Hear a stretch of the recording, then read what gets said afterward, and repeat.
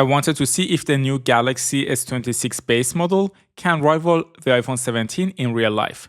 I'm going to spend a full day with them in beautiful city of Vienna, together with Maria to test the battery life, camera, and performance. I started the day by having both phones charged to 100% in the morning and connected to the same 5G and Wi-Fi network. The Galaxy base series used to be slightly smaller than the iPhone, but now they are both 6.3 inches, and they are also both 120Hz displays with very similar dimensions. To do the first part of the test, I put both phones to navigate my bike ride with Google Maps to have brunch with a friend. The Galaxy is now 167 grams with a triple camera setup on the back because there is an extra telephoto lens. As a side note, I'm using the Exynos version here. The iPhone has only 2 cameras on the back and lacks a telephoto lens. It is also 177 grams. It is a sunny day in Vienna and spring is coming. The iPhone makes the grass here darker and Galaxy has a bit of a haze in the video due to the strong light. It is similar in this photo with 2x zoom. The iPhone picture appears more contrasty compared to the Galaxy. Generally, I do find Galaxy rising the shadows more and uniformly lighting the scene. The iPhone also has more green in the white balance, while the Galaxy photos are more red and magenta. Another common difference, as you can see in this photo with the ultra-wide camera, is that the iPhone also produces warmer photos, while Galaxy is generally colder. Also, since the Galaxy has 3x telephoto lens, the zoom pictures like the 5x zoom here generally have higher quality and are more detailed. Maybe this picture shows the difference more. The iPhone photo at 8x zoom is more pixelated, whereas Galaxy is still showing enough details. Overall, as long as you don't zoom into the subject and are just snapping photos during daylight, there is little difference in quality between the two phones. The difference is more in processing and color science, which is normal when comparing two cameras with two sets of software running. I arrived at the brunch place, and in this indoor video, this time the Galaxy is the one with warmer colors. Right now, after navigation, the iPhone 17 is at 99%, and Galaxy S26 at 95% battery left. I put both phones to play YouTube videos on 5G to drain the batteries further. By the time we finished the meeting, the iPhone was at 81% and Galaxy was at 79%. They also both had good 5G coverage despite being indoors. I then took the train ride back home since we planned to shoot another video with Maria and I wanted to catch the golden hours. One thing you should note about the phones is that the focal length on the Galaxy is 24mm while iPhone is 26mm. That means the photos on Galaxy with the main lens can fit more into the frame. As you can see here, it appears I'm zooming on Maria, but I'm standing at the same distance and Galaxy simply fits more here. For reference, this is Maria in this specific lighting, and the video is taken by a Sony full-frame camera. The iPhone photo is more muted and less vibrant, while Galaxy is making it more saturated. There is more magenta on Maria's face, and her sweater is deeply pink. The same goes in this photo in portrait mode. I do prefer the photo on Galaxy personally when it comes to colors, but iPhone made the shot clear, especially if we zoom in a little bit into her eyes. On the other hand, the Galaxy has a 3x telephoto lens, while iPhone lacks that option. That means in portrait mode with 3x zoom, Galaxy photo simply will have much better optical quality and better dynamic range. For video too, the Galaxy has more vibrant colors, is a bit more contrasty, and is more leaning towards yellow and warmer colors. Galaxy has this new crazy horizontal lock mode for taking videos. It is up to Quad HD, and it can be super useful if you are taking videos while running or doing sports, and I appreciate adding this mode. It was getting dark, so we went outside to take more photos during sunset. Here both phones increase the exposure and we see the classic iPhone yellow skin tone and Galaxy Exynos magenta tint. And finally, golden hour came, which is the best time to take photos.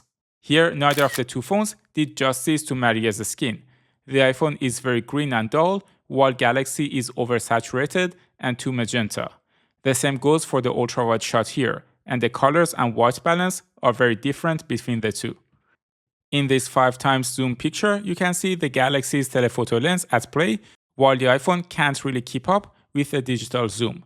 The sun was about to set, so it was a good time to check the color science once more. The iPhone is contrasty, the Galaxy has raised shadows, and is more vivid. It is kind of similar in this video, but not entirely. Here, the difference is more that the iPhone sunset is more orange, and Galaxy One is more yellow in comparison. The iPhone has this selfie camera with a rectangular sensor, which means you can take a wider selfie, both vertically and horizontally, but the Galaxy field of view is more limited. It was getting darker, and here we see the Galaxy is trying to expose the face more than the iPhone. But interestingly, it is the exact opposite in the video, where the Galaxy is the one that is darker and iPhone is increasing the exposure. And here for my own picture, my skin tone is also green on iPhone and more orangish on the Galaxy. The same goes for the skin tone for Maria at night. I should say neither of them is accurate and reality is something in between. What is more accurate on the iPhone is the night sky though, where Galaxy is not doing a great job and making things too purplish. Also, the overall quality of the image on the Galaxy is not great unfortunately here, and there are pixelation and banding in the sky. By the time I went home and uploaded all pictures to Google Cloud, the iPhone had 58%, while Galaxy had 57% battery left. The Galaxy is running OneUI 8.5 and iPhone is running on iOS 26 liquid glass. At least when it comes to look and feel, I would not say either of them are better or worse. I do personally prefer the Galaxy, but they are both heavily inspired by each other. For performance, the Galaxy S26 is sporting Exynos 2600 for the global version and Snapdragon 8 Elite Generation 5 for North America and China. Here, for the Exynos version, the Galaxy gets a better score than iPhone 17 with the A19 chipset on multi-core, and iPhone gets a better single-core score. To round the batteries further down, I then started a Google Meet meeting between them. By the end of the chat, the iPhone had 39% left, while the Galaxy had 35%. Galaxy was also a couple of degrees Celsius higher in temperature, at least on the back of the device, compared to the iPhone 17. I then let both phones rest during the night, and when I woke up, the iPhone had 29% and Galaxy had 28% battery left. Overall, this is a bit disappointing considering Galaxy battery is 4300 mAh, while iPhone is 3692 mAh. But Galaxy is nevertheless lighter and they get the same battery life anyway.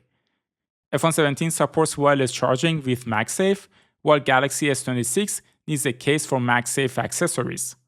When it comes to charging speed, the Galaxy is unfortunately behind this time. iPhone 17 supports up to 40 watts while Galaxy is up to 25 watts.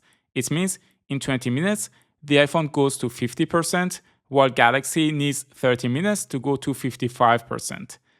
If you're anything like me, charging cables somehow always end up tangled in your bag, on your desk, or in your car. The Magsafe Pro, the sponsor of today's video, is a magnetic USB-C cable designed to fix exactly that. The entire cable has magnets built in them, so when you coil it up, it basically organizes itself.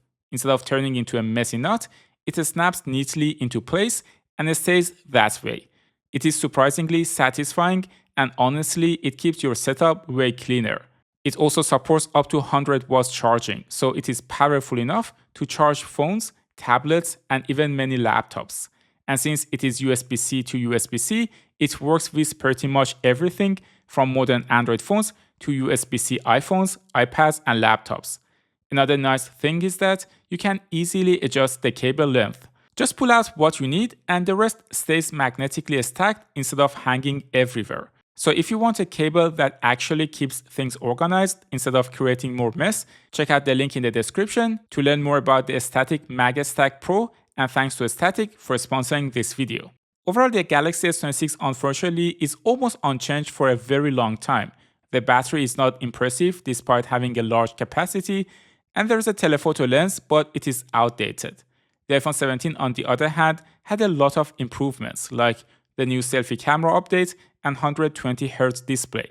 And considering the price of the phones are close to each other, at least on launch, it is hard to say Galaxy is a better phone, something I could easily say until last generations. If you enjoyed this video and want to see how the Galaxy S26 compares to S25, watch this video next. Thanks for tuning into Tecmo, and I will see you in the next one.